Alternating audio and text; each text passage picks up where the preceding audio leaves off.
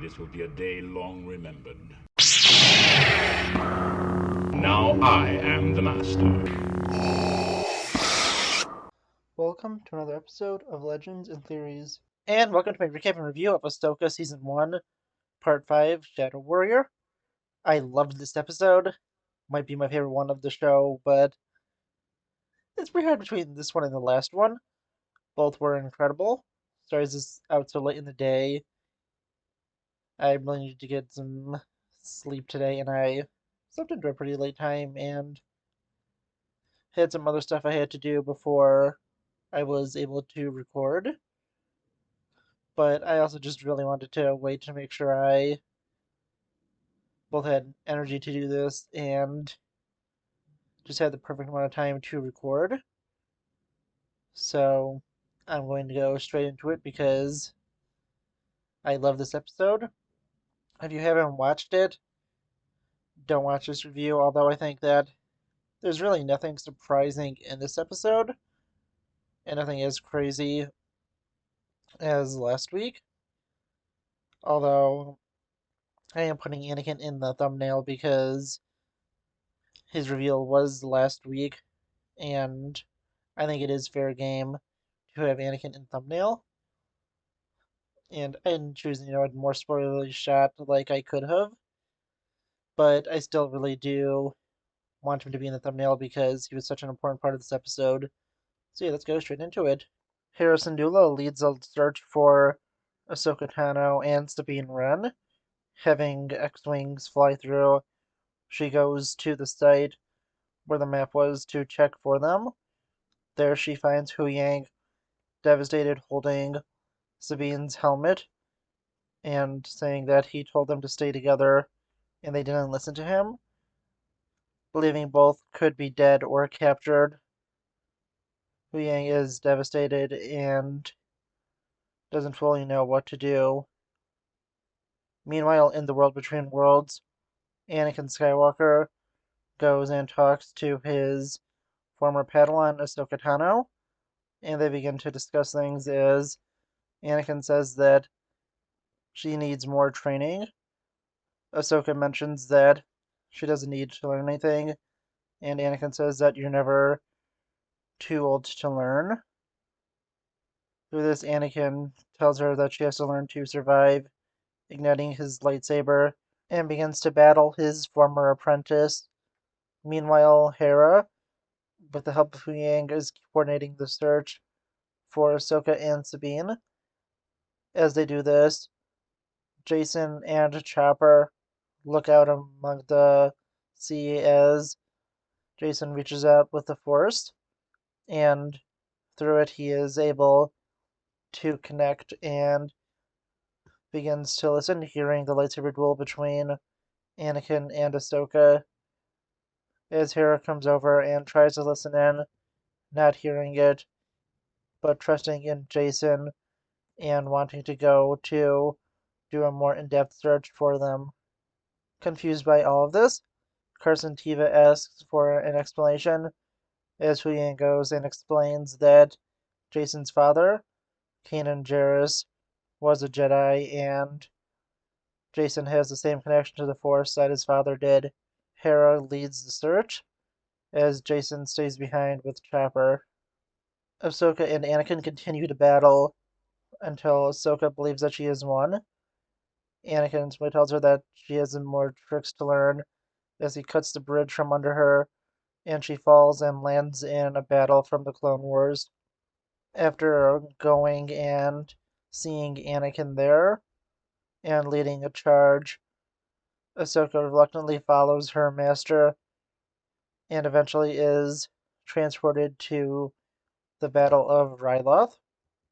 There, Ahsoka goes and looks upon an injured clone and begins to talk to her master about her responsibility and loss of her own men.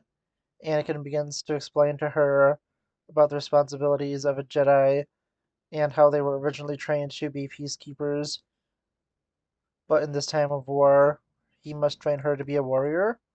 Ahsoka asks what she should do if she doesn't want to fight, and Anakin simply says that if she doesn't want to fight, then she will die.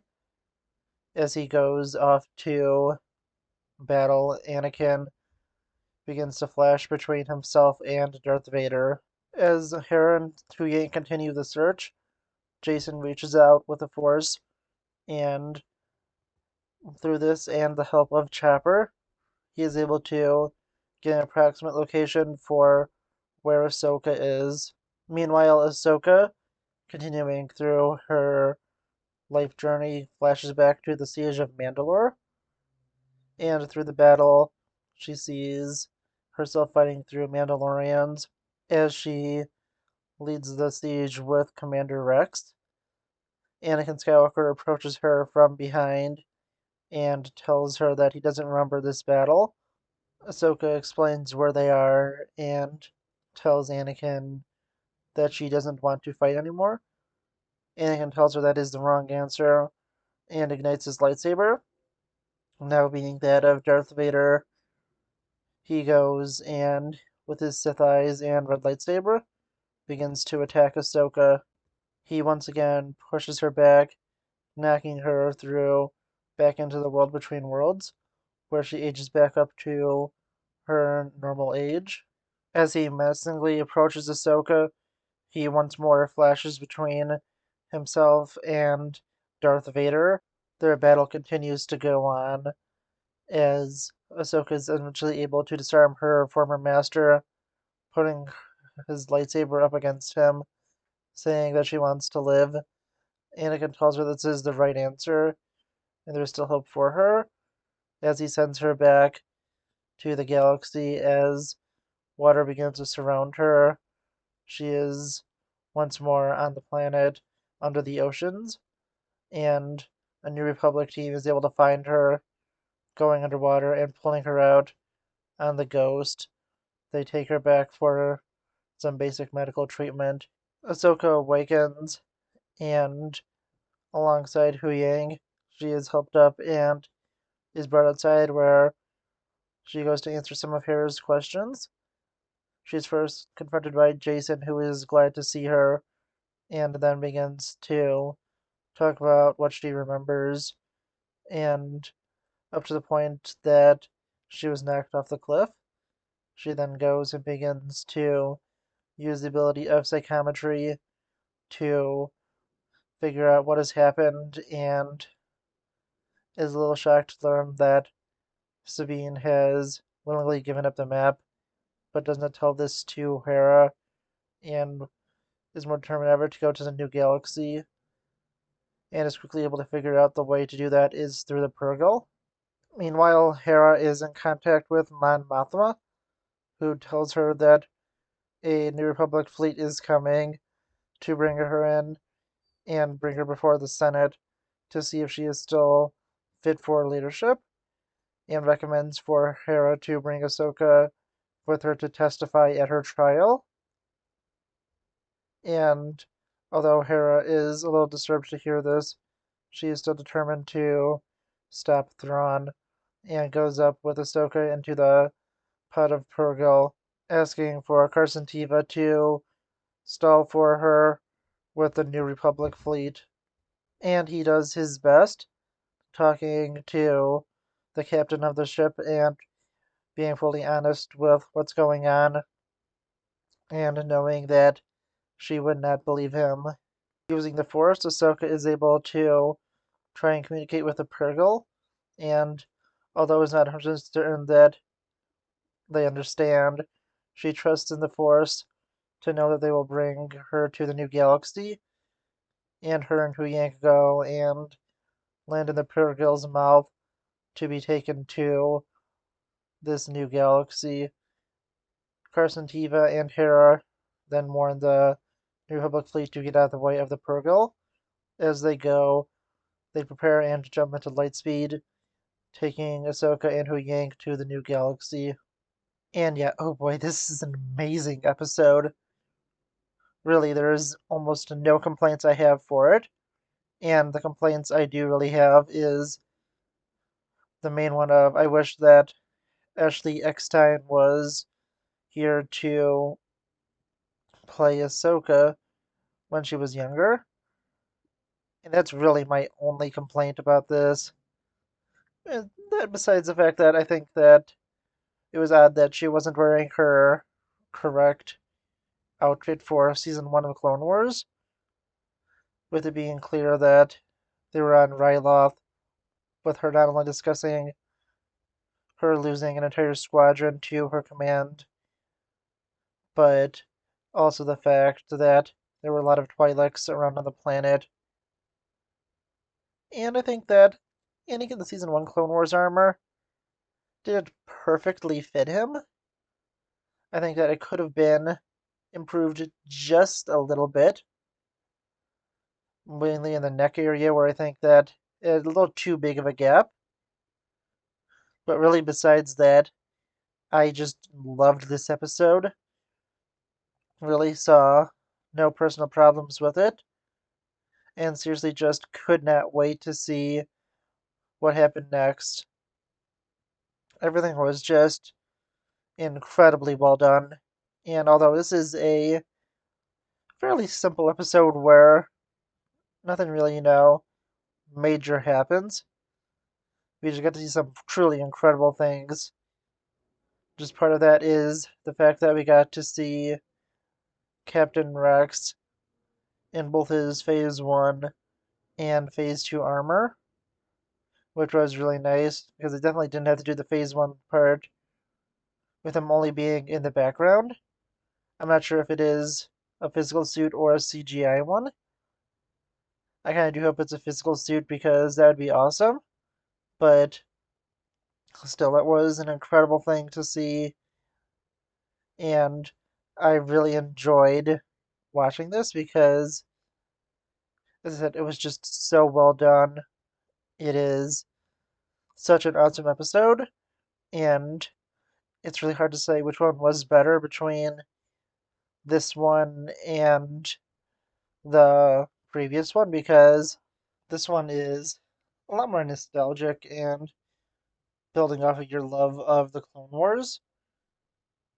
But this one was still truly incredible. As I said, there's nothing really unpredictable about this. I feel like it was pretty straightforward that we were going to see Anakin taking Ahsoka sort of on a journey through the past in the world between worlds, and we would see Ahsoka go to another galaxy, most likely through the Purrgil, and that was just incredibly well done. And honestly, as I said, I love this. I think this is. It's really hard to say which one was better, but both were just incredible. I had, as I said, such a fun time watching this, and really just could not wait to see what they did next because it was just always incredible, always well done, and just such a fun episode because this just feels, something like George Lucas would make and is just, just incredible Star Wars. Even if there is some, maybe other minor problems that I'm honestly just overlooking because I loved it so much. I really just cannot wait to go and see how they continue this because Ahsoka has been incredibly well written, incredibly well made, and has been just some of the best Star Wars we've ever got because although I do love Andor and think that honestly it is definitely better than Ahsoka, at least for now. It is so much more well written. It is still just kind of like a different series where it is more of a well written one and it's just a great show overall, while this is a great Star Wars show itself. And I think that honestly, this just feels like classic Star Wars. I've been loving this so much. I think Dave Filoni's been amazing in this, and it's just, honestly, as I said, hard to say because last week's was incredible for the story, but this one is great for just the nostalgia and how well written it is to have all this stuff. And the CGI didn't look terrible. It looked a lot better with Anakin in this. It was just so much fun, and I really cannot wait to see what they do because this was, as I said, just truly incredible. I just can't believe that they made such a great show, and it feels so much like George Lucas Star Wars. This is just personally probably my favorite after and or original Disney Star Wars show, and there is a chance, it could go down with the last three episodes. I highly doubt it, but it is possible. I really did love it, and I wish that I was able to see this in a theater. I'm so disappointed that it was in almost no theaters, and the ones that it was all almost sold out instantly. So it is disappointing, and I wish that they did this a lot better. But honestly, I still really enjoyed it. They did such a great job, and truly, it was incredible. I really don't know what else I could say. Besides, I love this so much. It was amazing to see the stuff. It was awesome to see Maul's Super Commandos in live action, Rex in live action, played by Tamara Morrison, and to just see how incredibly well made this was. I can't wait to see Thrawn in this, and I feel like we'll be seeing him next week, and to see how Ahsoka reacts to Sabine's betrayal with her letting Balin take the map. And yeah, honestly, as I said, I really love this episode. I just really can't wait to see what they do next, and it really is just such an incredible series. I've been loving Ahsoka so far, and I seriously want to know what you think about it. As I said, I've been loving it. Cannot wait to see the next episode. I love the Clone Wars callbacks, and I'm not 100% sure what the opening was supposed to be. I saw people saying that it might be the Battle of Teth. I'm not sure if it's that or if it's just supposed to be another part of the Battle of Ryloth. And I think that one of the interesting parts is with the Clone Wars flashbacks that they had it all with a sort of fog of war behind it.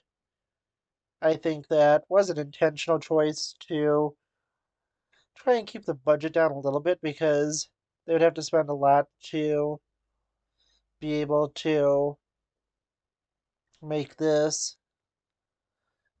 a little more accurate to the Clone Wars. They had to recreate a lot of clone armors, especially for Siege of Mandalore, and a few Mandalorian armors also. So I feel like that and them having updates in live action to a lot of the Clone Wars era vehicles is the main reason that it was the sort of fog of war in there with this flashback to them. And I'm not really sure if they were in these time periods or if it was more just reconstructed memories.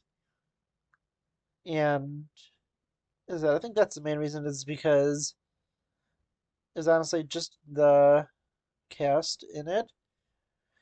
Just how they had to spend so much for creating all this stuff that they weren't really able to go and be too expensive. But still, I really enjoyed that. I think that it is pretty interesting to see. And looking into some of the other interesting stuff There's just so many other crazy things. I loved Hayden returning as Anakin. He did such a great job and was clearly loving what he was doing. It was awesome to see him switch between Anakin and Vader, and I had a lot of fun doing that in a little different way with the editing. As you saw, I had a transition between the two images where it faded in and out. I wanted to put the footage in there just in case for any copyright reasons, but I still made it look fun and had a few other fun editing things where I did what I think thought what they could have also done, where they could have played the scene sort of over Ahsoka with the psychometry when I did that, and I am a little surprised that she does have the abilities of psychometry since she really hasn't shown that before this show, and I am interested to see if it is something she always had, which I think is basically what it's been confirmed to be, or if she found a way around it and is able to learn this ability because it's never been super clear. It's always been kind of implied that psychometry is a skill that either you have or you don't have, and I want to see how they would explain how she was able to get it, or if she always had it, why she hasn't used it before. But yeah, honestly, as I said, it was just a truly incredible episode. I just can't talk about how much I love this enough. This video has just been me loving this episode, and it is just truly that incredible. I honestly want to know what you think. I had so much fun making this, and so much fun watching this. I was so disappointed because I wasn't able to watch it. Also, right when it came out, I got off of work at 8 o'clock and had to do some things before I was able to watch it. Although I technically could have watched it, I wanted to make sure I had the best experience possible. So I made sure I had the biggest TV in the house available to me, and after eating and showering and everything, so I could just sit down and watch this and get ready to try to make this video, but I wasn't able to make it last night because of all those delays. I just barely had enough time to get all the footage before I had to do some other things at night that I was already planning to do. I just truly loved this episode. I think that they did such a great job. It had an incredible cast, so much love and dedication put into it, and it was just truly an incredible watch. As I said, I can't wait to see when Thrawn appears and what they do next. All the characters are incredible, and the writing has been truly amazing. I truly want to know what you think about this episode. Please let me know in the comments, and I will be seeing you all in the next episode of Legends and Theories. Thank you for watching this episode of Legends and Theories. Please subscribe, like the video, share the video, leave a comment, check out the video on screen, and may the Force be with you.